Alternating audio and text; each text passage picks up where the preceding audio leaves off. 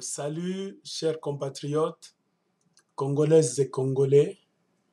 J'ai vraiment le plaisir de vous dire aujourd'hui que j'ai été invité dans une université de la place avec un ami à moi. Là où nous sommes allés parler de la crise qui ne fait que persister en République démocratique du Congo. C'est-à-dire, nous sommes allés expliquer à un groupe d'étudiants ce qui se fait réellement au Congo démocratique. C'est le devoir que nous nous sommes donné en tant qu'intellectuels congolais. Partout où nous sommes, chacun doit jouer son rôle. Et à la fin de mon exposé, j'ai été tellement flatté du fait qu'un étudiant américain est venu me serrer la main et il m'a dit "Now I understand that Rwanda is the gangster's paradise." C'est-à-dire, maintenant j'ai compris que le Rwanda, c'est le paradis des gangsters. Cela m'a donné une idée et je me suis promis de faire une vidéo que j'intitulerai le Rwanda, le paradis des gangsters, et c'est la vidéo en question. Donc on a parlé aux étudiants, aux Américains. Comme je l'ai dit, notre devoir en tant qu'intellectuels congolais, c'est de nous informer d'abord, ensuite d'informer les autres, donc de plaider pour le Congo, de dénoncer le mensonge afin de restaurer le devoir de mémoire. Parce que vous verrez que dans ce qui se passe au Congo, il y a des médias puissants de la planète Terre qui devaient normalement dire la vérité, donc ouvrir l'esprit, informer les gens du monde à propos de l'hécatombe qui est en train d'être fait au Congo, mais vous verrez qu'ils ne font absolument rien. Pourquoi? Parce que beaucoup de gens qui sont responsables de ces médias-là sont aussi impliqués d'une manière ou d'une autre dans la vente des armes et le pillage des richesses du Congo. C'est-à-dire que c'est vraiment impossible que ces gens-là puissent dire des vérités à propos de la crise au Congo démocratique. On a expliqué aux étudiants américains et j'ai été satisfait du fait que les Américains commencent à comprendre que le gouvernement américain, sous le biais de certains lobbyistes, est en train d'utiliser l'argent des citoyens américains qu'ils payent sous forme d'impôts, de taxes, pour aller le donner à des gens dans ce monde qui ne méritent pas de recevoir cet argent et qui l'utilisent pour commettre des forfaits et d'autres crimes. Quand vous allez le considérer, le sujet, le sujet a tourné autour des agresseurs qui ne font qu'entrer au Congo. Et par les agresseurs, nous devons comprendre qu'on a parlé du Front patriotique rwandais, parce que c'est le parti qui est au pouvoir au Rwanda. On a essayé un peu de faire un pas en arrière pour comprendre qui sont ces gens-là. Et selon les recherches qu'on a essayé de faire, on a vu que le FPR, donc le Front patriotique rwandais, a été créé en Ouganda. Et parmi les cofondateurs, il y avait un certain Fred Rwigema, qui vraiment pesait dans ce parti-là. Et c'est d'ailleurs lui qui a ramassé beaucoup de gens qui traînaient dans les rues et dans les banlieues de Kampala en Ouganda, donc des gens qui s'adonnaient à des trafics flous là-bas, c'est-à-dire des gens qui s'adonnaient à la drogue, les autres qui émettaient de faux chèques, donc des chèques sans provision. Fred Rwigema a ramassé beaucoup de ces gens-là et les a rassemblés autour de lui pour créer le FPR, c'est-à-dire le Front patriotique rwandais, afin de faire comprendre à ces gens-là qu'il fallait faire une lutte politico-militaire afin de faire plier le gouvernement d'Abiyarimana et créer un environnement dans ce sens que les Rwandais pouvaient se mettre ensemble et diriger leur pays d'une manière démocratique. Malheureusement, Fred Rugema, a été tué par les mêmes gens qu'il a ramassés dans les rues d'Ouganda. Les gens qu'il a amenés à l'hôtel, c'est-à-dire qu'il a fait entrer dans le sanctuaire. Certains d'entre eux ont créé un complot, ils se sont retournés contre lui et ils l'ont liquidé. Et c'est vraiment regrettable, mais c'est ce qui est arrivé. Et on nous apprendrait donc dans les recherches que l'idéologie de Fred était contraire à ce que nous sommes en train de voir aujourd'hui. Vous savez, après sa mort, ceux qui ont pris le Front patriotique rwandais en ont fait une machine de guerre. C'est-à-dire une machine qui ne compte que sur des solutions militaires, des solutions pleines de violence. Et c'est ainsi qu'ils ont commencé à attaquer le gouvernement rwandais qui était en place, le gouvernement de M. Habyarimana. Et leur plus grande erreur, c'était l'assassinat du président Habyarimana. En assassinant le président Habyarimana, alors, ils ont appuyé sur la gâchette d'une très grande crise sociale qui a réclamé la vie de beaucoup de Rwandais, et on a appelé cela le génocide rwandais. C'était en 1994. Cela, c'était vraiment un mauvais calcul de la part de ceux qui étaient aux commandes du Front patriotique rwandais. Pourquoi? Parce qu'ils étaient une minorité tous. Alors vous imaginez quand une minorité se trouve face à face dans un conflit avec une majorité, il faut savoir mettre en place une politique, une diplomatie qui fera ce que les gens pouvaient se mettre autour d'une table afin de se partager le pouvoir.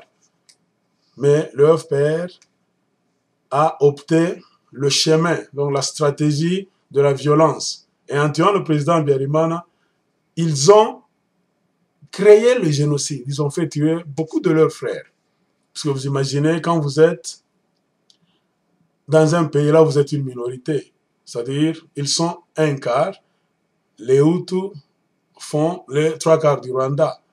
En tuant le président Habyarimana, un homme qui était au pouvoir pendant une vingtaine d'années, c'est-à-dire qui avait l'argent, qui avait les moyens à sa disposition de riposte. Quand vous tuez le président, c'est-à-dire les siens, n'allaient pas rester comme ça les bras croisés. Ils allaient aussi se défendre.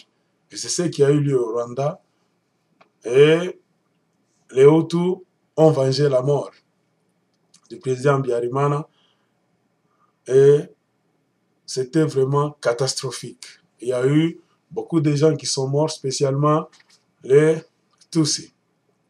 On a créé une sorte de parallèle en comparant ce qui est arrivé au Rwanda à ce qui est arrivé au Japon. C'est-à-dire, le gouvernement japonais avait bombardé le cuirassier américain qui était stationné dans le Pacifique, c'est-à-dire le long de la côte de la Chine.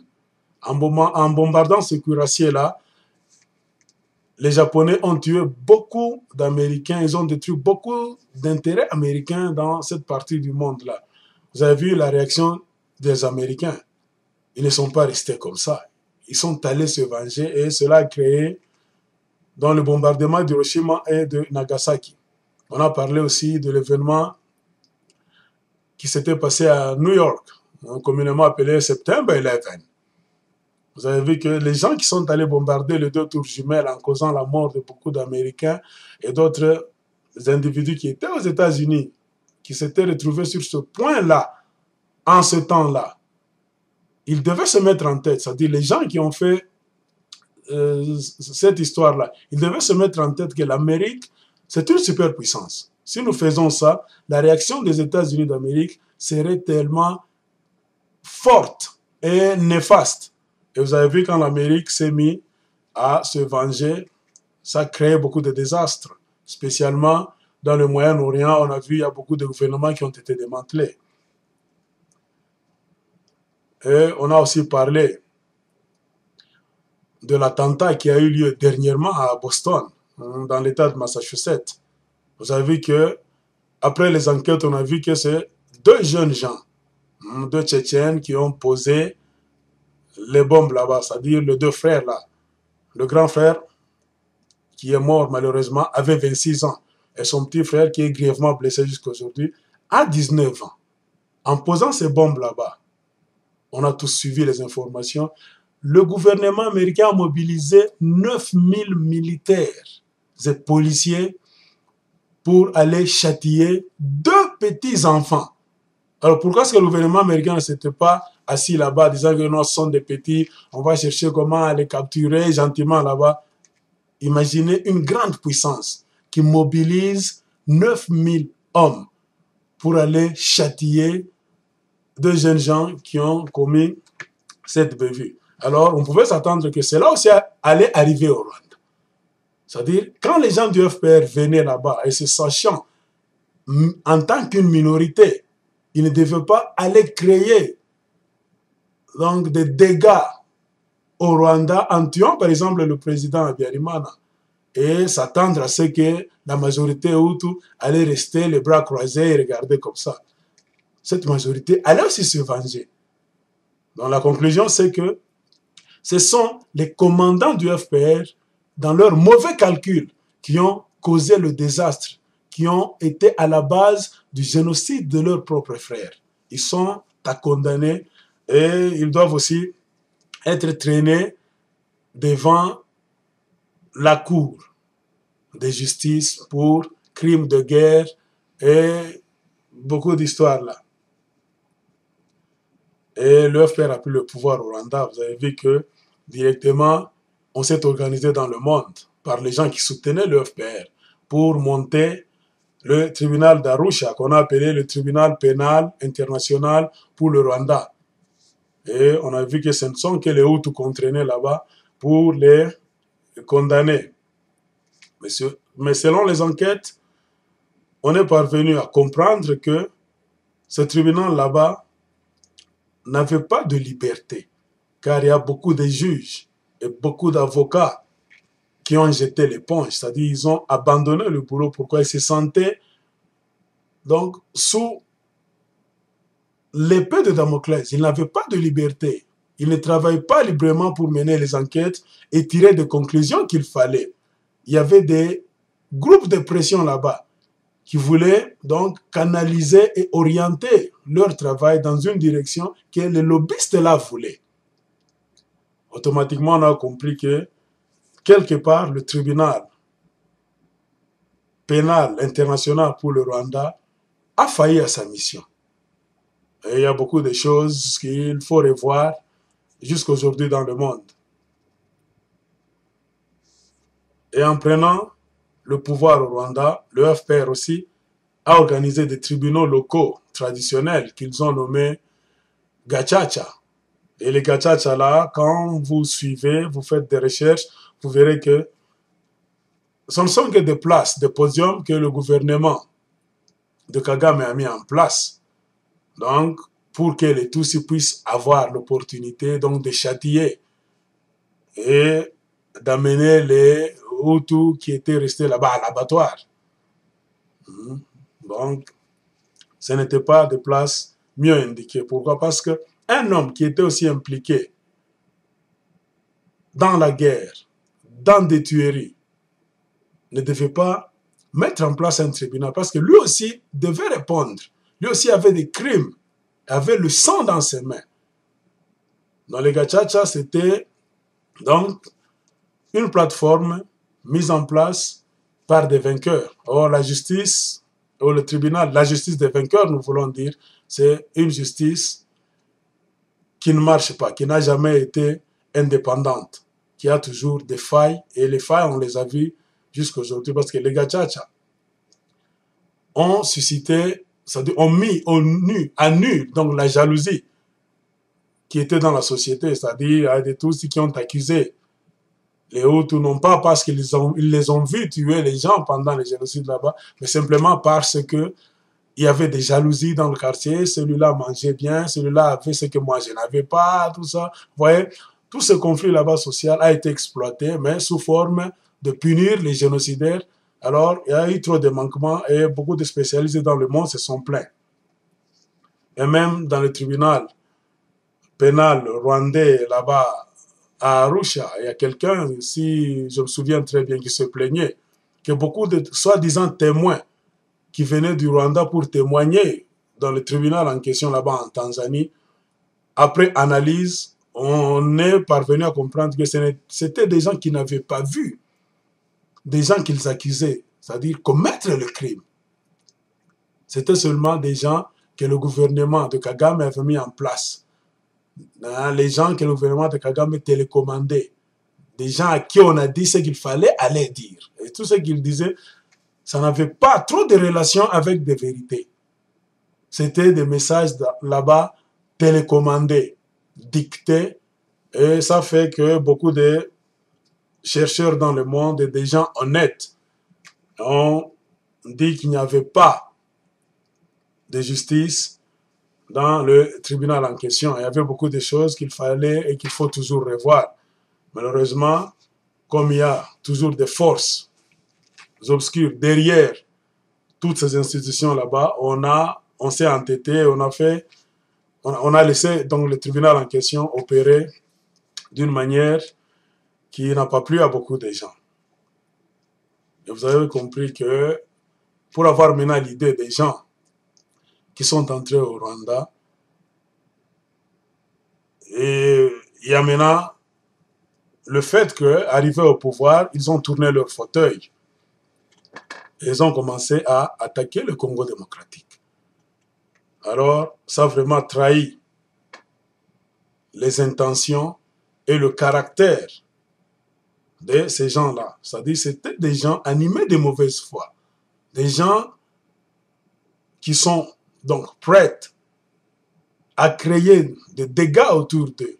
Des gens qui ne raisonnent jamais en fonction de la diplomatie de la paix, de rassemblement des peuples, contact avec les autres pour chercher des voies et moyens afin de créer la paix, trouver des solutions, et chez eux, et dans les pays limitrophes.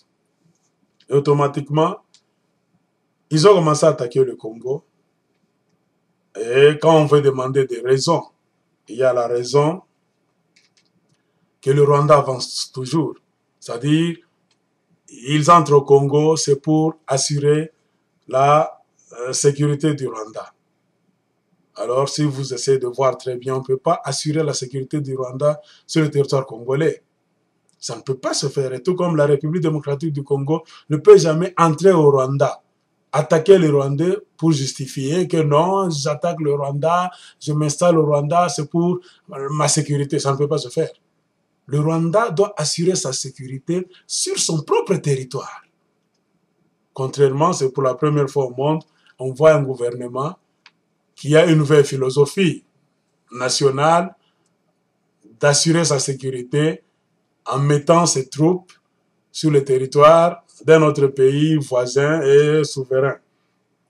Alors, si nous essayons d'étudier tout ça, d'analyser, nous verrons que la raison principale, ce n'est pas la sécurité du Rwanda, c'est plutôt l'esprit de pillage, de déstabilisation du Congo pour dépouiller le Congo afin de s'enrichir. C'est ça la réalité. Et c'est ce qui fait dire à beaucoup de gens que le gouvernement qui est en place au Rwanda ressemble à un gouvernement de mafiosi. Pourquoi les mafiosi n'aiment jamais la paix? Les mafiosi cherchent toujours à créer un environnement de chaos, de crime, pour opérer facilement, d'une manière obscure, et mettre la main sur ce dont ils ont besoin. Et c'est ce que le gouvernement rwandais est en train de faire au Congo. Et véritablement, on s'est rendu compte que ces gens-là ont choisi de rester du côté de la puissance, du côté de la force. Alors que nous, Congolais, propriétaires de notre terre, de la terre de nos ancêtres, nous devons d'abord rester, et nous voulons d'abord rester du côté de la justice, c'est-à-dire du côté de la raison. Et c'est pour cela que vous verrez que, même s'il faut débattre sur le Congo démocratique, la crise qui est au Congo, Kagame n'a jamais eu le temps de dire la vérité. C'est-à-dire, dans ses paroles, même si vous les suivez sur des chaînes de télévision, sur des radios du monde, là, vous verrez qu'il ne dit jamais des choses claires. Quand il est acculé par les journalistes qui lui posent trop de questions, l'homme finit par craquer. Il se fâche souvent et il dit souvent « I don't care about Congo », c'est-à-dire, il s'en fout à propos de la République démocratique du Congo. Donc, il veut toujours rester dans son rôle de Mr. I don't care. Et cela ne peut pas avancer les choses, car ça dénote un esprit de malhonnêteté, un esprit mauvais et un esprit médiocre. Et en analysant les choses, on est parvenu aussi à comprendre qu'il y a une sorte de nouvelle politique que les puissances du monde sont en train d'ériger en Afrique centrale. Tout en camouflant à l'ONU surtout que c'est la politique de la protection des minorités. Alors qu'en réalité, en Afrique, on est en train d'amener des minorités nilotiques pour dominer les majorités bantoues en Afrique centrale. Et quand vous observez, vous verrez très bien, c'est une politique que les puissances occidentales sont en train de pratiquer au Burundi, au Rwanda, en Ouganda, et ils sont en train de vouloir ériger ça au Congo démocratique. Et c'est ce qui fait que cette guerre là-bas, qui n'a pas de raison d'être, qui ne devait pas avoir lieu et qui devait finir depuis longtemps, continue toujours à résister. Et la question que nous, en tant qu'intellectuels, pouvons poser à ces gens-là, c'est que est-ce qu'on peut protéger une minorité qu'en la mettant au pouvoir? Ce n'est pas la démocratie. Dans ce cas-là, ça serait une dictature. Et nous pouvons poser la question aux donneurs des leçons qui veulent le faire en Afrique. Si nous voulons parler des Occidentaux, on peut poser par exemple la question aux Américains et aux Canadiens. C'est-à-dire aux États-Unis et au Canada, il y a une minorité qui est connue, c'est-à-dire les peaux-rouges, les originaires du continent américain, qui avaient aussi été victimes. Ils avaient été tués là-bas en masse. Aujourd'hui, ils sont une minorité reléguée dans des réserves là-bas. Mais pourquoi le Canada et les États-Unis, par exemple, ne veulent pas donner le pouvoir à ces deux minorités là-bas? Pour nous montrer une bonne leçon, pour nous tracer un bon chemin, que c'est ce qu'il faut faire. Qu'ils commencent d'abord par donner le pouvoir aux minorités des natifs américains qui sont sur leur terre et que eux, les Occidentaux, donc les Anglo-Saxons occidentaux, puissent descendre dans la masse et laisser ces minorités là-bas diriger le Canada et les États-Unis. Et nous allons accepter que vraiment c'est une bonne théorie. Que les Australiens aussi le fassent, qu'ils donnent le pouvoir aux aborigènes qui sont autochtones de l'Australie, qu'ils leur donnent le pouvoir, que les aborigènes commencent à diriger l'Australie, par exemple. Et que eux, les anglo-saxons là-bas, qui sont maîtres de l'Australie, puissent reculer et rester dans la masse. Et nous allons dire que, vraiment, ils sont en train de protéger les minorités. Et vous verrez que, si vous faites des analyses, vous verrez que c'est vraiment des bévues de la politique, de la magouille, qui est en train d'être opérée dans le monde actuel. Pourquoi, même si vous suivez, nous sommes habitués maintenant à être menti. Quand vous suivez les informations, la plupart des choses qu'on nous dit, ce ne sont que des mensonges. Et cela ne peut pas arranger l'ensemble des pays de la planète Terre. Et spécialement des pays montants qui sont en Afrique, à qui on prétend donner des leçons, alors que ce sont les maîtres eux-mêmes qui sont à la base de beaucoup de crimes et beaucoup de négativité qui sont opérés sur le continent africain. Alors comprenez que nous devons rester dans une autre position, dans notre position, nous Congolais. C'est-à-dire Kagame et Museveni ne peuvent jamais ouvrir la bouche et nous donner des raisons valables pour lesquelles ils font des incursions au Congo. Jamais ça ne peut pas exister. La raison est seule. Et une est seule, c'est piller le Congo. Car le Congo, c'est un pays riche en faune, en flore et en minerais. Ils entrent là-bas parce qu'ils sont soutenus par des lobbyistes là-bas qui leur disent « Nous allons vous donner des armes, nous allons vous protéger, entrez au Congo, prenez, donnez-nous, nous allons acheminer ça chez nous, et on vous garantit la sécurité, personne ne viendra là-bas vous déranger. » Et il y a une connexion avec ce que je viens de dire, à ce qui s'est passé à l'ONU. Vous remarquez qu'ils savent très bien que le Congo démocratique, c'est un grand pays géant en Afrique centrale, et que si le Congo démocratique est laissé libre là-bas de faire ses choix, le Congo va se pourvoir en armes et le Rwanda sera vraiment dans des problèmes sérieux. C'est pour cela que vous allez comprendre qu'il y a un jeu qui s'est joué à l'ONU et on a frappé un embargo sur la tête de la République démocratique du Congo pour que le Congo ne puisse pas se payer des armes. Et on a surarmé le Rwanda et l'Ouganda. Donc c'est l'injustice. Dans le Congo, c'est comme un géant qu'on a lié les mains et les pieds, et alors on donne un fouet à un petit pour qu'on puisse fouetter ce géant là-bas. Et en fin de compte, les gens disent hey, « les Congolais ne savent pas s'organiser. C'est un pays faible. Comment le Rwanda peut entrer comme ça, déranger les Congolais, punir les Congolais, les tuer? Et qu'est-ce que font les Congolais ?» Alors vous verrez qu'il faut vraiment être informé, connaître la réalité qui se fait sur le terrain pour ne pas parler en vain. C'est ça. Il y a aussi la raison que le gouvernement en place au Rwanda avance toujours, que s'ils entrent au Congo souvent aussi, parmi leurs raisons, il y a la raison de protéger les minorités congolaises qui sont rwandophones là-bas, ou bien la minorité congolaise rwandophone. Si nous suivons très bien, nous faisons des analyses, des recherches, nous verrons que cette raison ne peut pas tenir debout. Pourquoi? Parce que le FPR, il faut connaître d'abord le Front patriotique rwandais, ce qu'il est et quelle a été sa philosophie. Depuis le commencement, depuis les jours où ils ont commencé leur combat, c'est-à-dire leur voyage de l'Ouganda vers le Rwanda et en entrant aussi au Congo. C'est un groupe de gens qui n'avaient jamais eu confiance. D'abord, même en leurs frères, Tutsis. Si vous suivez les informations, vous verrez qu'ils ont même chassé, ils ont même tué beaucoup de Rwandais, Tutsis.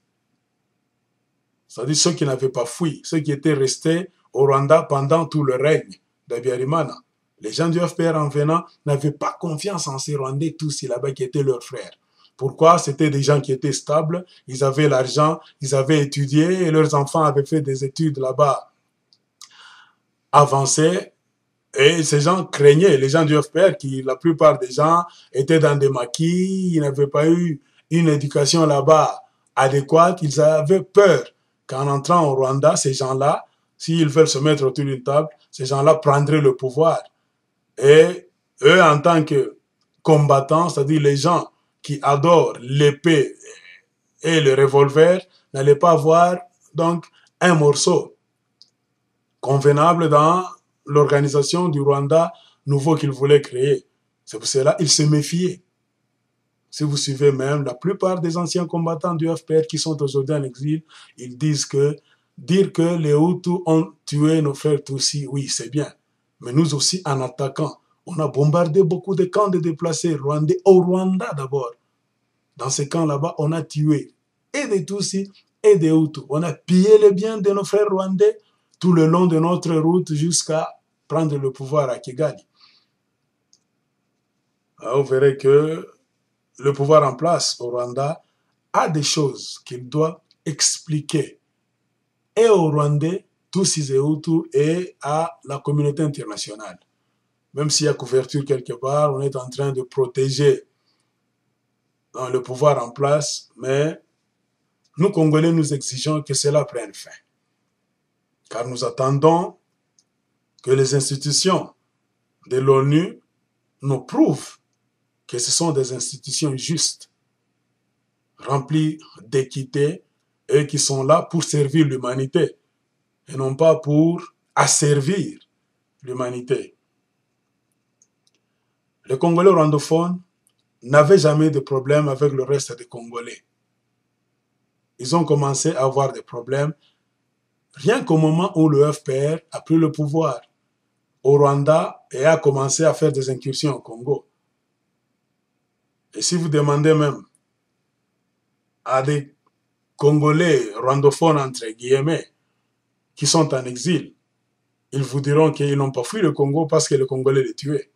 Non, ils ont fui le Congo parce que les Rwandais, leurs frères rwandais, l'armée du FPR faisait des incursions, voulait prendre leurs enfants par la force afin de les enrôler dans leur milice et de les faire travailler dans le travail, donc des pillages, des mines là-bas, tout ça. Ils ont eu peur du fait qu'en parlant une même langue, ils seraient confondus à des agresseurs. Et effectivement, c'est ce que Kagame est en train de faire.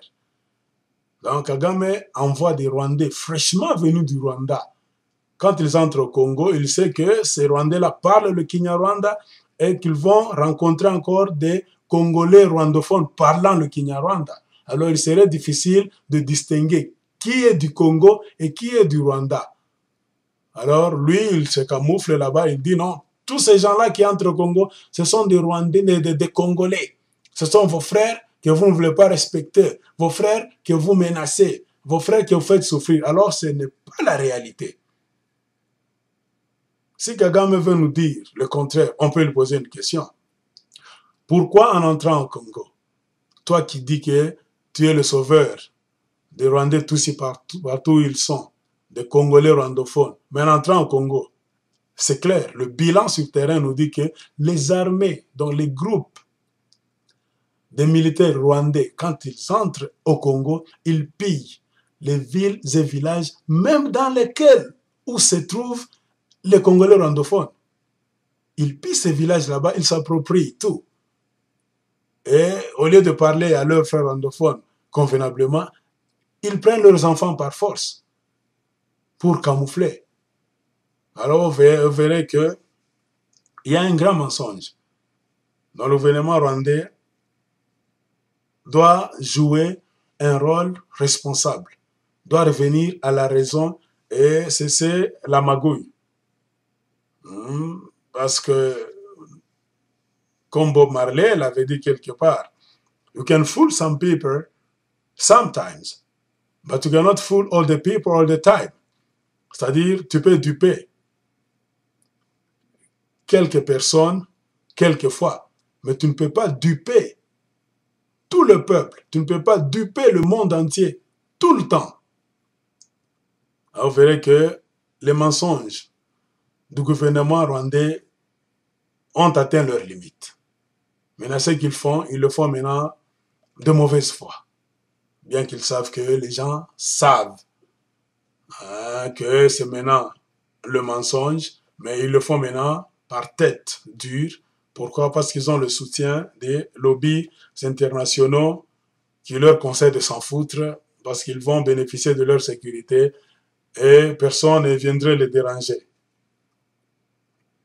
Si vous entrez au Rwanda, vous n'avez pas confiance en vos frères tous que vous avez rencontrés, ceux qui n'avaient pas été en exil. Alors, à combien plus forte raison allez-vous avoir confiance aux Tutsis du Congo? C'est vraiment absurde. On verrait que le gouvernement rwandais brille par le mensonge. Et il y a un grand problème qui se pose au Rwanda, c'est-à-dire la commémoration de la journée du génocide.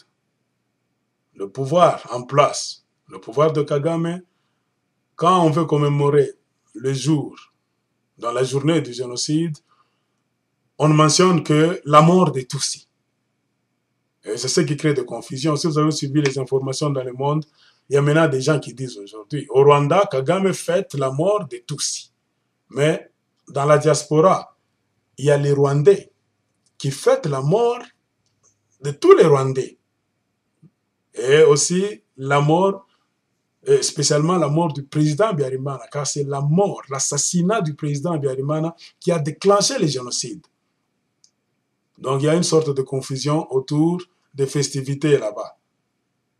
C'est pour cela que nous recommandons aux Rwandais de tout faire pour créer un terrain d'entente afin de se mettre ensemble et de savoir comment commémorer la journée. Car ce n'est pas seulement la journée des victimes Tutsi, c'est la journée des victimes rwandaises.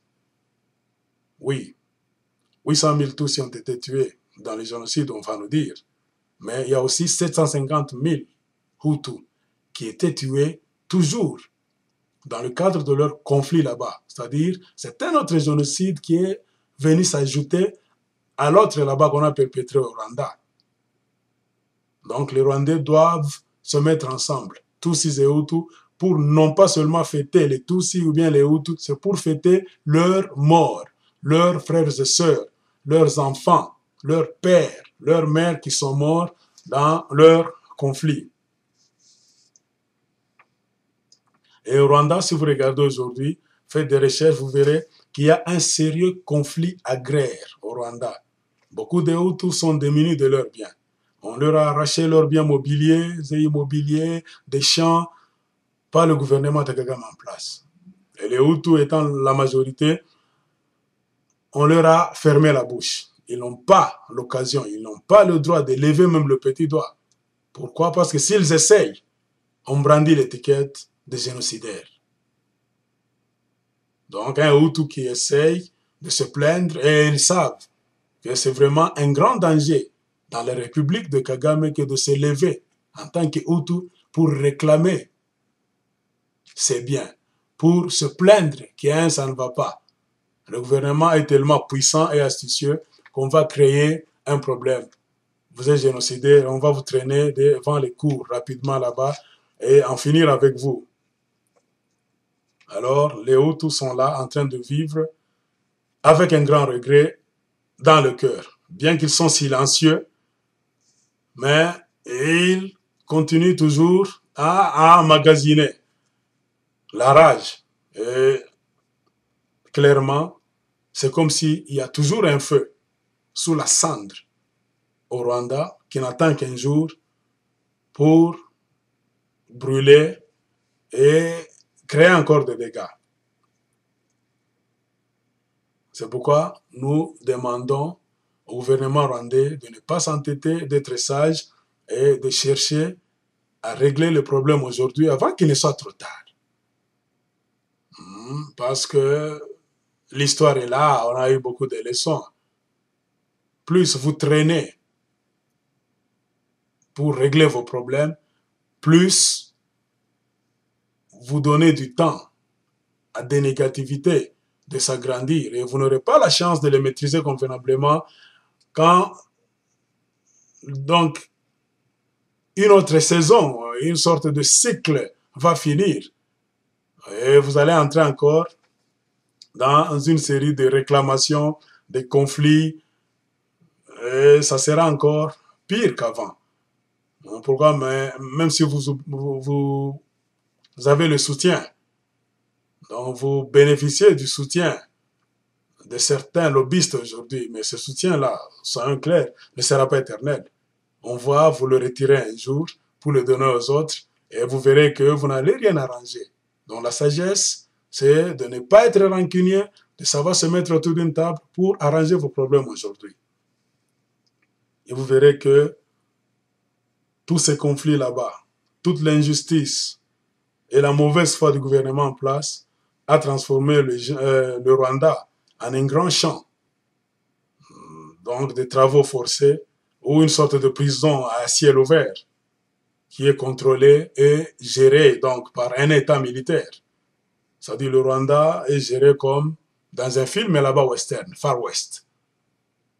Donc ceux qui gèrent le Rwanda le gèrent avec des armes à la main pour agrandir leur autorité et faire taire ceux qui veulent protester. Et cela ne va pas bénéficier à ce gouvernement-là. Pourquoi? Parce qu'il s'est créé d'abord des problèmes. Dans son pays, et à l'extérieur du Rwanda. Les Congolais sont là, les Congolais mécontents sont au nombre de 70 millions. Ils sont en train de regarder ce que le Rwanda est en train de faire. Et à l'intérieur du Rwanda, il y a plus ou moins 9 millions de Hutus calmes qui regardent aussi ce que le gouvernement du FPR est en train de faire. Bien qu'ils ne disent rien, ils sont en train toujours de gober et que le gouvernement en place sache déjà comment arranger le problème avant qu'il ne soit trop tard. On peut parler des Hutus, mais même parmi les Tutsis. Je sais que tous les Tutsis ne partagent pas les mêmes idées avec le gouvernement en place. La preuve, c'est que même des gens qui sont arrivés au pouvoir avec Kagame, si vous suivez l'histoire, ils ont pris fuite. Beaucoup de gens sont en exil. Même ceux qui ont aidé Kagame à prendre le pouvoir, ils sont en exil. Pourquoi? Ils ont été pourchassés. Ils savent qu'il y a un conflit là-bas. Même s'ils essaient de cacher ça, cela saute aux yeux de tout le monde. Et c'est ce qui a fait d'ailleurs dire à un ex-combattant du Front patriotique rwandais que le problème qu'a Kagame, c'est ceci. Il veut toujours rester seul maître à bord, seul vainqueur sur le podium, sans tenir compte de l'appui des autres, sans tenir compte du soutien des autres. Et il est capable de tout faire pour rester lui-même debout et faire agenouiller, faire tomber les autres, même dans son cercle le plus proche. Alors c'est ce qui fait que beaucoup de gens ont fui. Alors cela montre déjà que s'ils sont sages, les gouvernants rwandais doivent déjà commencer à arranger leur pays, au lieu d'attendre qu'il y ait encore un vent violent pour chercher des raisons et chercher à accuser toujours des gens dont on a l'habitude d'accuser. Il y a même un combattant là-bas, un combattant du FPR qui se plaignait que, paraît-il, la veuve de Fred Rugema, qui est encore au Rwanda, est dans une sorte de résidence surveillée. Il est en train de subir donc toutes sortes d'humiliations de la part de la maison présidentielle. C'est-à-dire le courant ne passe pas entre la femme, donc la veuve de feu Fred Rugema, et la famille présidentielle en place. Alors vous verrez qu'il y a beaucoup de choses à arranger. On a peur de laisser la liberté à la femme parce qu'elle va dire certaines histoires. Donc il faut la protéger, donc la bloquer et ne pas lui donner certains privilèges qui fera ce qu'elle serait tellement libre et puissante pour donc créer une sorte d'indépendance et savoir gérer sa vie comme elle entend. Donc on est en train de la gérer et cela a sauté aux yeux de tout le monde. Et beaucoup de gens voient ça et ils se plaignent, même silencieusement. On est Congolais. Si aujourd'hui nous sommes en train de parler, c'est parce que le Rwanda est en train d'attaquer le Congo démocratique. Nous demandons aux Rwandais de comprendre que nous, Congolais, même quand nous parlons, moi personnellement, nous ne sommes pas les ennemis des Rwandais, qu'ils soient Tutsis ou bien Hutus. Non. Nous sommes les ennemis du gouvernement rwandais en place, c'est-à-dire le gouvernement de Kagame, qui ne cesse d'entrer au Congo et qui a réussi à tuer plus ou moins 10 millions de Congolais dans un conflit sans tête ni queue, sans raison valable. Même s'ils disent, oh Kabila, Laurent Désiré Kabila, nous l'avons amené au pouvoir et il s'est retourné contre nous, tout ça, non. Cela ne peut pas être une raison pour attaquer et tuer les Congolais, car il y avait toujours et aujourd'hui encore un moyen de se mettre ensemble. Les institutions de la planète Terre sont là pour régler des conflits. Il y avait toujours moyen de se mettre ensemble, c'est-à-dire, et les plaignants, et celui qu'on prend pour un fautif, de se mettre ensemble, de régler vos problèmes et de savoir comment les Congolais allaient payer. Donc la communauté internationale a aussi failli à sa mission. C'est ça le rôle que l'ONU devait jouer au Congo. Malheureusement, on a vu que l'ONU est impuissante là-bas, impuissante et ne faisant rien, elle est en train de regarder là-bas et d'accorder donc la force et le droit aux assaillants d'entrer au Congo et de faire ce qu'ils sont en train de faire. Nous, Congolais, je le reprends, nous ne sommes pas les ennemis des Rwandais. La preuve, c'est que au Congo, on a toujours vécu avec beaucoup de communautés, y compris la communauté rwandaise et burundaise.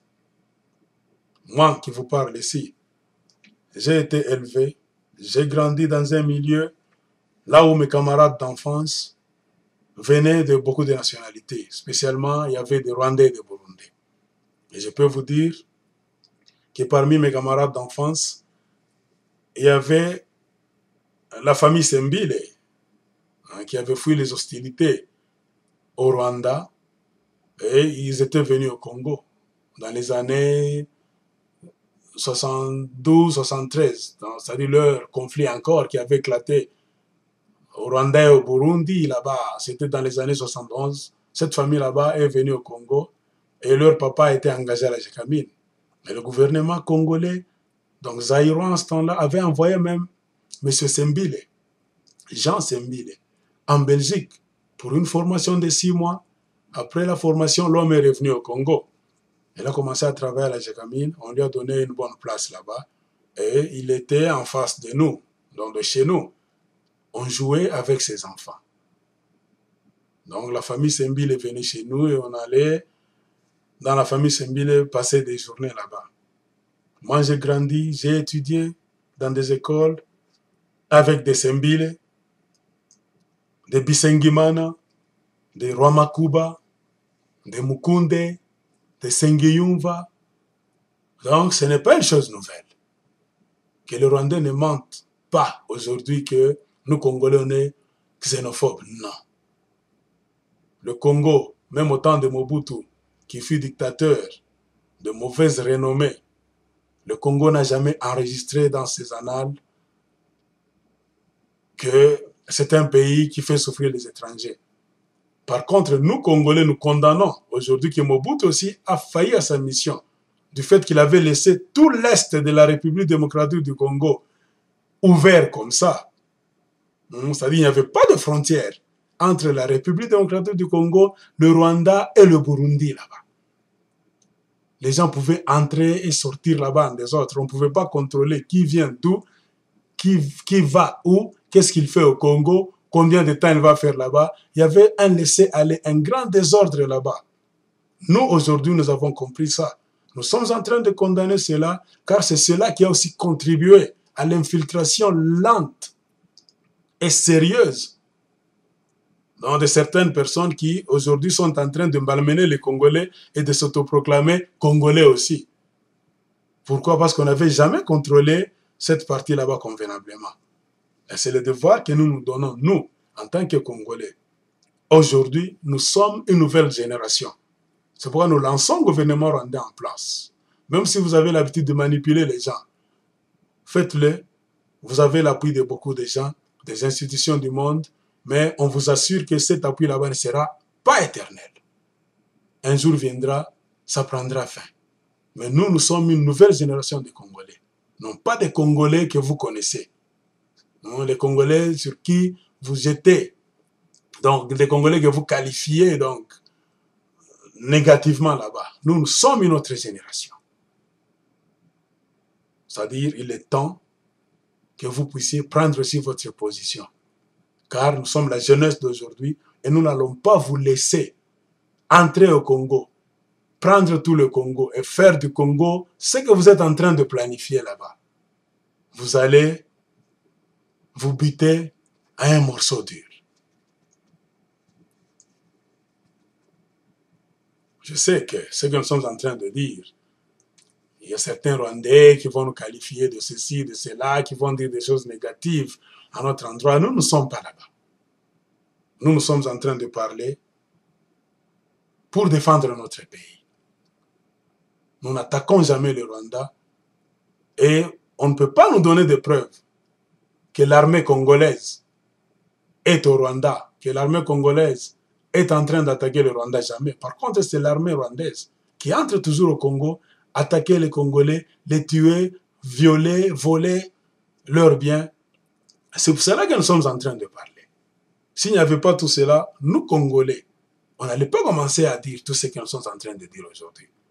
Pourquoi? Parce qu'il est reculé dans le passé. Que ce soit un passé récent et un passé lointain là-bas, les Congolais n'ont jamais critiqué le Rwanda, le Burundi, l'Ouganda et d'autres pays limitrophes là-bas.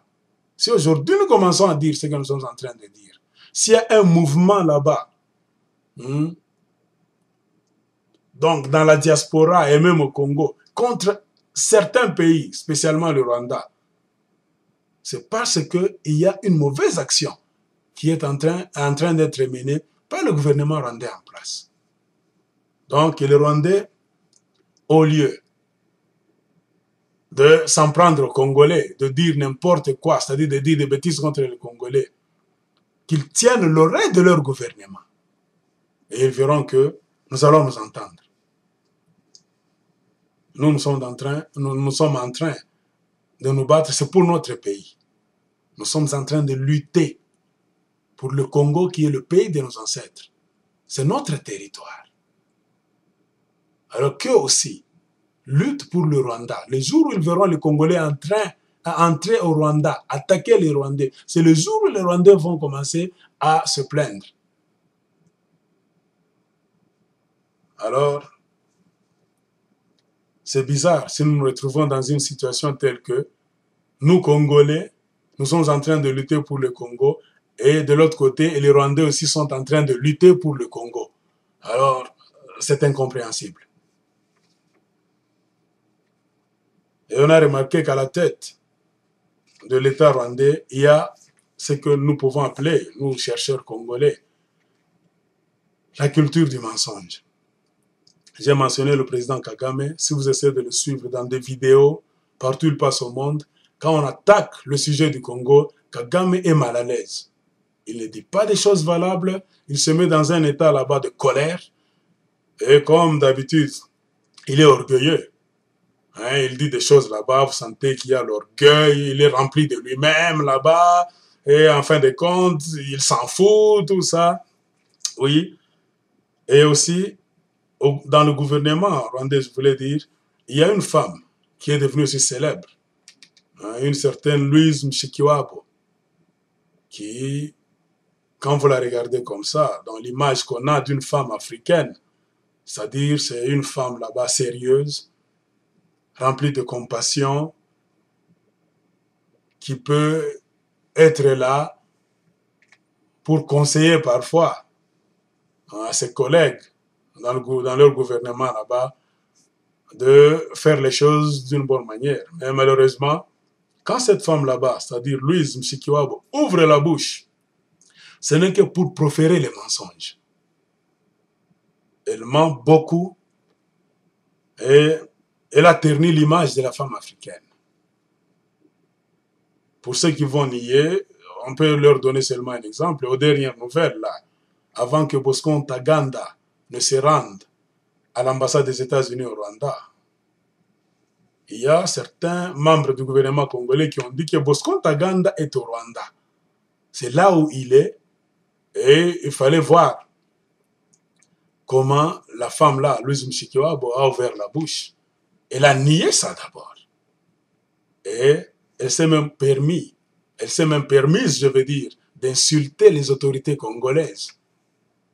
Et en fin de compte, le monde entier s'est rendu compte que c'était vrai, Bosco Ntaganda était au Rwanda.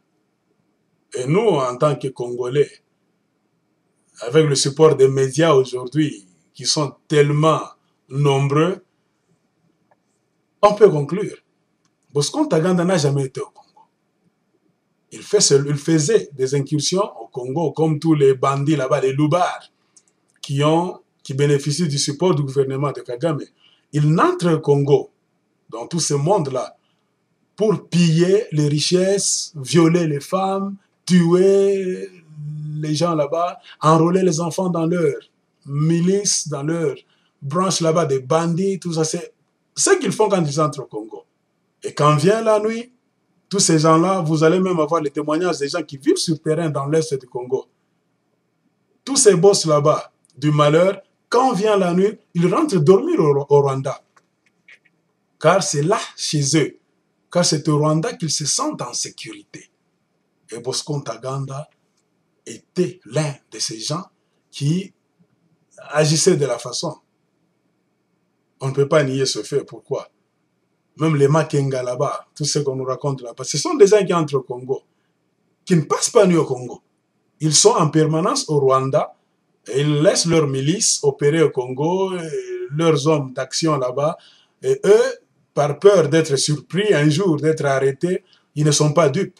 Ils restent chez leur père Kagame là, sur le territoire rwandais.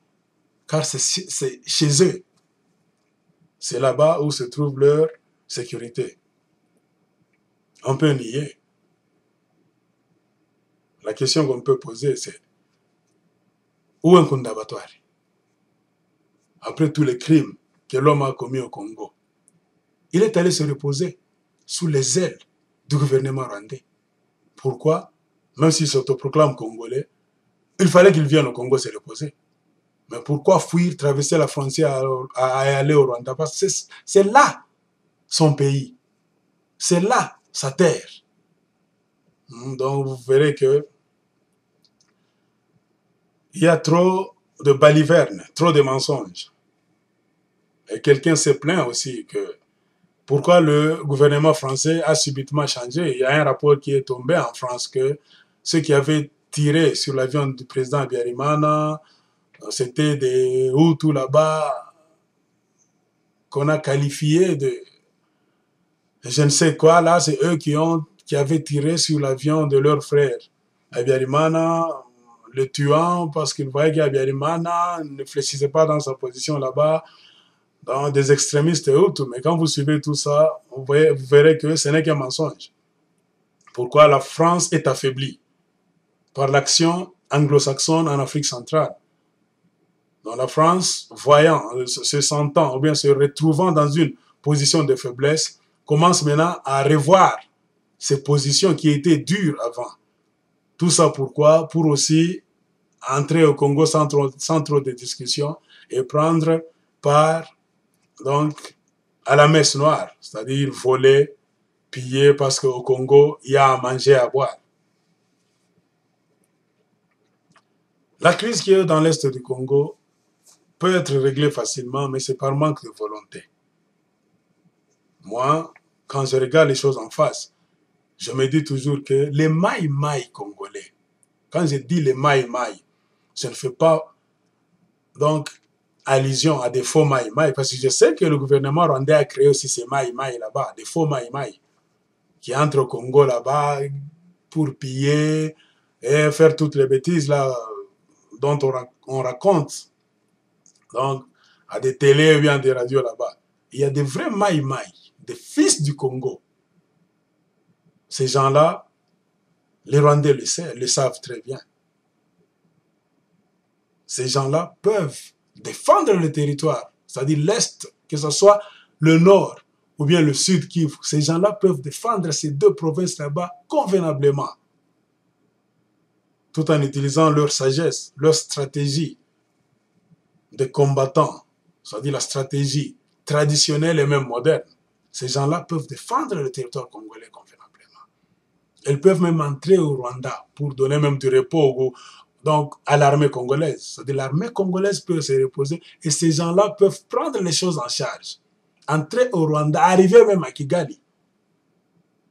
Alors vous comprenez que c'est pour cela qu'il y a une sorte de complot international.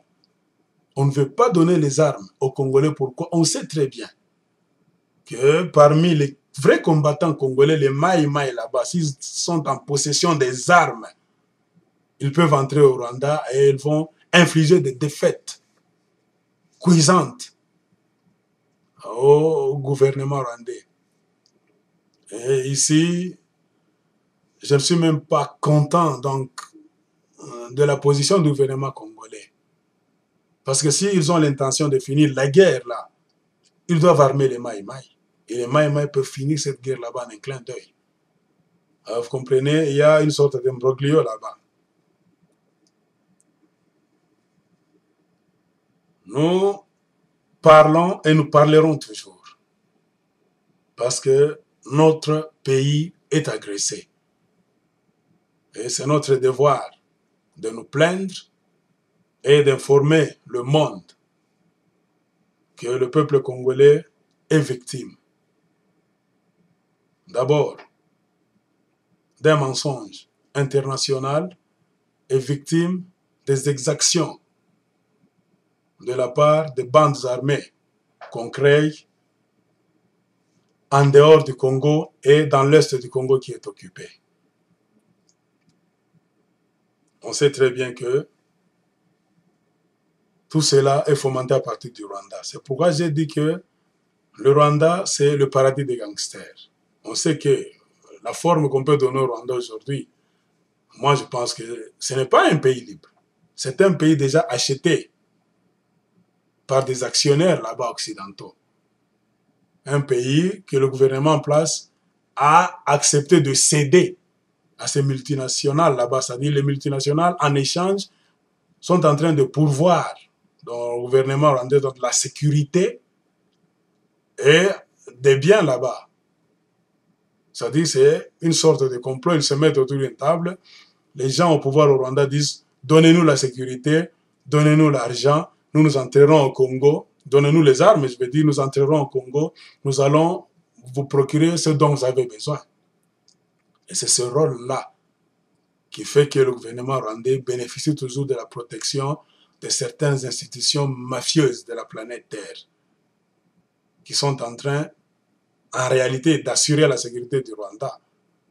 Puisque le Rwanda, à lui seul comme ça, ne peut pas résister contre le Grand Congo. Donc, vous comprenez que il y a beaucoup de choses à connaître sur la crise qui est dans l'est du Congo. Le Rwanda demeure le paradis des gangsters. Car au Rwanda, il y a trop de comptoirs. Beaucoup de pays occidentaux ont ouvert leurs comptoirs là-bas. C'est devenu un pays receleur. C'est-à-dire tous les malfaiteurs qui ont envie de s'enrichir d'une manière illégale en pillant les richesses du Congo sont invités au Rwanda là-bas. Venez, installez-vous ici, donnez-nous, faisons des échanges là-bas. On va entrer au Congo, vous restez là-bas, donnez-nous la force, les moyens, on va piller, on va vous donner. Et le Rwanda joue ce rôle là-bas parfaitement. Et c'est pour cela que vous voyez que même les institutions là-bas de la terre donnent de bons points au gouvernement rwandais. Oh, c'est un pays qui avance économiquement très bien. C'est un pays dont le chômage et la corruption sont en train de diminuer là-bas d'une manière rapide. Ils disent toutes les bonnes choses là-bas. Pourquoi? C'est une sorte de, c'est-à-dire de complot là-bas. Un théâtre, une mise en scène qu'ils jouent très bien. Alors qu'en réalité, ce qui se passe au Rwanda n'est pas ce qu'on nous raconte. Car la réalité au Rwanda, c'est toute une autre réalité. Pour cela, nous, Congolais, nous disons haut et fort, nous demandons au gouvernement rwandais de commencer déjà à procéder à la réconciliation nationale, qui est vraiment nécessaire et obligatoire. Pourquoi? Vous verrez que le Rwanda doit se libérer du fardeau de la haine interethnique qui est toujours forte dans le cœur des Rwandais, que ce soit au pays ou bien dans la diaspora. Donc le gouvernement actuel au Rwanda est appelé à cesser l'orgueil, à sortir de sa tour d'ivoire et à voir la réalité en face. Les Rwandais sont fatigués de la guerre et des conflits qui ont causé la mort de leur famille, de leurs amis, qui ont fait qu'ils ont perdu leurs biens et leur avenir pour lequel ils ont travaillé dur. Et au Rwanda, vous pouvez bien constater que le conflit qui est au Rwanda, selon moi, ce n'est pas un conflit ethnique. C'est un conflit politique. C'est-à-dire, ce sont les politiciens qui exploitent les ethnies pour prendre le pouvoir de toutes les manières. C'est-à-dire, tout en faisant table rase de certaines formes d'éthique qu'il fallait, donc à laquelle il fallait s'atteler. Hein? Il faut coller à certaines éthiques. C'est-à-dire, je ne peux pas faire ça car je vais causer la mort de mes frères. Non, ça, ce n'est pas bien, ça va enfoncer le pays dans une sorte de désordre là-bas. Une spirale là-bas de conflits sans fin. Au Rwanda, on ne tient pas compte de tout ça. Ce qui intéresse les acteurs politiques rwandais, c'est le pouvoir pour le pouvoir. Et cela n'est pas bien. Il est temps qu'ils trouvent un terrain d'entente, qu'ils se mettent ensemble en créant une commission réconciliation et vérité à la manière des Sud-Africains. Les Rwandais sont appelés à faire ça. Car c'est dans la commission en question qu'ils doivent débattre sans tabou toutes les questions qui touchent à leur pays. Tous les acteurs politiques, qu'ils soient militaires, civils, doivent aller là-bas. Ils doivent être honnêtes, humbles, reconnaître leurs erreurs, leurs faiblesses et se pardonner mutuellement pour un nouveau départ.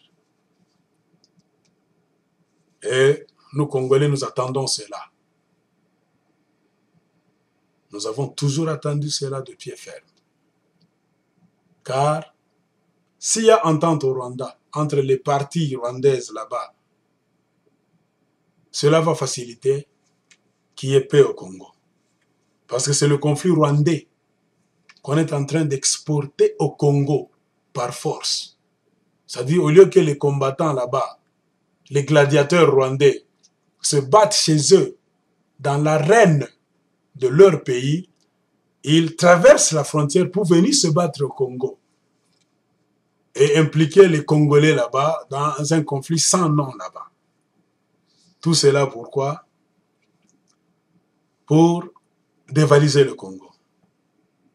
C'est pourquoi nous, Congolais, nous le répétons encore. Rwandais, civils, militaires, organisez-vous chez vous, créez une commission là-bas de réconciliation et vérité, asseyez-vous autour d'une table, arrangez vos problèmes et la paix chez vous va créer automatiquement la paix au Congo. Et nous, Congolais, nous vous encourageons à faire cela. Car notre hospitalité a été tentée. Nous n'avons plus le cœur de recevoir des gens chez nous qui vont continuer toujours à nous créer des problèmes. Car si aujourd'hui au Congo il y a des problèmes, cela est dû par le fait que nous avons accepté sur notre territoire des gens qui sont venus chercher asile. Et en les accueillant là-bas, c'était des mesures humanitaires. Et les autres en ont profité pour politiser la situation, entrer sur le Congo, transformer notre pays en champ de bataille. Et aujourd'hui, en entrant au Congo, vous savez, le Congo, ce n'est pas n'importe quel pays. Ils sont venus au Congo et ce qu'ils ont vu au Congo a emporté leur cœur. C'est-à-dire des choses qu'ils n'avaient jamais vues ailleurs. Et ils ont décidé maintenant d'ériger leur domicile au Congo illégalement par la force. Et pour y rester là, ils sont en train de faire ce qu'ils sont en train de faire aujourd'hui. C'est-à-dire inviter indirectement leurs sponsors à leur donner main forte pour demeurer au Congo éternellement là-bas en s'imposant et vider dans les richesses du Congo. Que cela prenne fin. On sait, on le dira encore et toujours. Beaucoup d'investissements qui se font au Rwanda sont obscurs. On l'a dit. Et nous attendons que les Rwandais se mettent ensemble qu'ils savent gérer leurs problèmes. Qu'ils ne soient pas là seulement en train de critiquer le Congo, car si vous regardez dans la bouche même de Museveni et de Kagame, quand ils parlent du Congo, si vous n'êtes pas bien informé, vous verrez que ces messieurs-là, ils disent des choses négatives à propos du Congo. Oh, les Congolais ne savent pas s'organiser chez eux. Les Congolais sont irresponsables. Ils ne savent pas gouverner le Congo, alors que ce sont eux, les fossoyeurs, qui contribuent à la destruction du Congo. Ils sont dans l'ombre là-bas. Ils ne veulent pas qu'il y ait stabilité au Congo. Mais en parole, là, ils disent que ce sont les Congolais qui ne savent pas s'organiser chez eux. Or, c'est eux.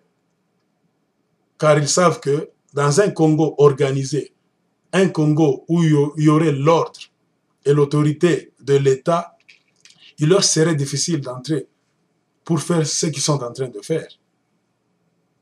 Alors, vous verrez qu'on a affaire à des malhonnêtes. C'est pour cela, nous, intellectuels congolais, nous disons aujourd'hui, nous, Congolais, nous avons le droit à la paix, au développement et au bonheur.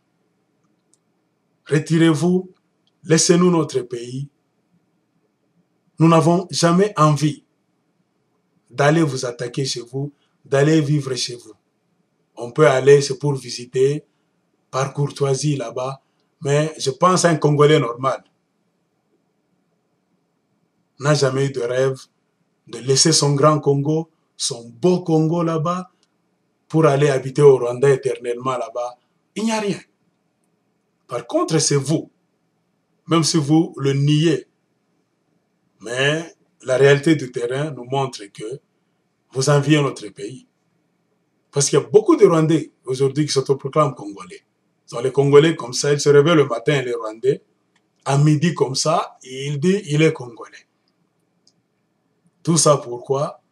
Pour créer le désordre. Laissez-nous notre pays. Nous devons aussi jouir de nos richesses que Dieu nous a données. Car ces richesses-là ne doivent pas être la source de malédiction. Ça doit être la source de notre bénédiction qui vient de l'Éternel. Ne venez pas chez nous. Nous refusons car nous allons nous battre bec et ongle. Nous, la génération d'aujourd'hui, même si vous bénéficiez du parapluie de puissance, nous savons que cela prendra fin. Mais nous sommes une autre génération. Nous sommes ici, nous allons dénoncer aujourd'hui et même demain tous les crimes que vous êtes en train de perpétrer au Congo. C'est-à-dire les vols, les viols, les tueries. Nous dénoncerons cela tous les jours. Et notre souhait, c'est de voir que justice soit faite, que les criminels soient traînés devant des cours et tribunaux adéquats. Je sais que cela aura lieu. Mais n'interprétez pas notre message d'une autre manière. Nous, Congolais, nous ne sommes pas ici pour prêcher la haine, la violence ou bien la terreur. Je sais que vous rigolez aujourd'hui, mais le jour où les Congolais vont commencer à prendre les armes, vous allez utiliser le mot que vous aimez. Oh, ce sont les terroristes. Vous voyez, ils sont entrés. Ils ont tué alors que vous avez réussi à tuer 10 millions de Congolais. Vous et vos maîtres. Vous n'avez jamais dit que c'est le terrorisme que vous faites au Congo. Quand vous entrez au Congo, vous coupez les seins, les sexes des femmes. Vous violez les jeunes filles. Vous les contaminez avec le sida, car on sait qu'au Rwanda, il y a un taux très élevé de sida. Vous les contaminez là-bas. Ce sont des crimes punissables sur le plan international. Vous ne parlez jamais de ça. Alors, nous, Congolais, nous refusons tout ça. Notre pays nous appartient. Nous avons le droit de réclamer ce qui nous appartient. Nous réclamons le Congo qui nous appartient. Réclamez aussi le Rwanda. Plaignez-vous le jour où vous verrez les Congolais vous attaquer chez vous. Mais quand on ne vous attaque pas, ne nous attaquez pas. Là, nous n'allons pas nous entendre. Restez chez vous. Laissez-nous le Congo, car nous avons droit d'y vivre dans notre Congo, en paix, et jouir de nos richesses, car c'est un don de Dieu. Nous n'avons pas de leçons à recevoir de qui que ce soit, car vous nous avez prouvé noir sur blanc que vous êtes les gens animés de mauvaises intentions. Bien sûr, on n'englobe pas tout le monde. Ceux qui sont au pouvoir au Rwanda, en Ouganda, laissez-nous en paix. Et vous allez justifier que votre pays, surtout le Rwanda qui est en première position, que vous n'êtes plus le paradis des gangsters. Si vous continuez, alors vous allez donner raison aux gens qui aujourd'hui disent que vous êtes le paradis des gangsters. Alors, à bon entendeur, salut. Frères congolais, ne baissons jamais les bras. Partout où nous sommes, notre devise c'est ne jamais trahir le Congo. Pour le Congo, lèvons-nous, parlons, battons-nous d'une manière honnête, d'une manière noble. Menons un bon combat pour libérer le Congo de toutes les manières. Merci.